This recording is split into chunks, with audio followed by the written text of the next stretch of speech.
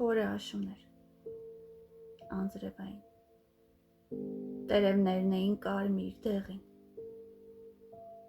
ինչ-որ մեկը իրեն կորցրած ուշք ու միտքը տվել էր դեղին, գուցե կորած սիրո համար, գուցե անդարձ տարիների,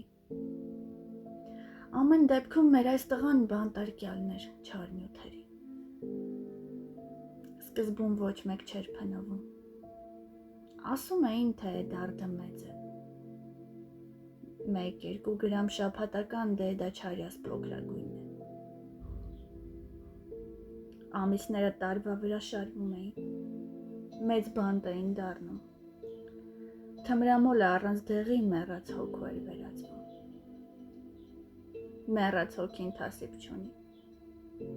մեր հոգում է մեր թասիբը, ամեն տեսակ պիղծ բան կանի, որ չորթնի իր մարմինը, այսպես ծախեց տունու տեղը, դարձավ գող ու ավազակ, երակներն էր լցնում դեղը, կարոտեր նա կյանքին շիտակ, երեսին մարդ չէր նայում, բայց տղայի սրտի խորքում Աստված կվի վերանում, դևերը մեր կյանքում շատ են, սուրբ լույսերն են ավաղքիչ, բայց թշվառիս համար Աստված լույս էր պահել դեռ մի քիչ, կնոջ տեսքով մի անմար լույս, որ աշխարհում մայր է կոչվում, միայն մայրն է Աստված վկա, որ չի թողնում, որ չի լքում,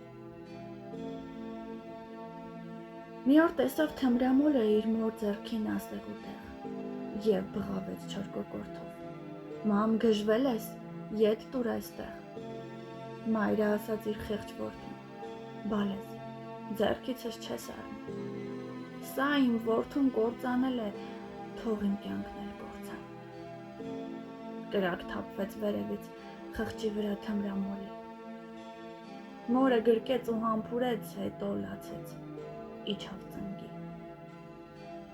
և խոստացավ չոքած տղան իր սրբության ոտքերի տակ, որ այլևս կորած մարդ է,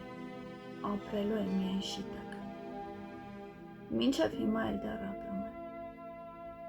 բիզնես ունի ու ընտանիք, միայն մայրը արդեն չկա, հոգու տունն է առանց տանիք, պատմությունս իրական է, կամ էլ թե ոչ, ով իման, բայց փողոցում մեծացածը այս խոսքերս կհասկանա, հիմա խորհուրդ կտամ ես քեզ, իմ բարեկամ, ու շատ տեղի, որքան էլ բարդ լինի կյանքդ, խելքդ հանկարծ չտաս դեղի։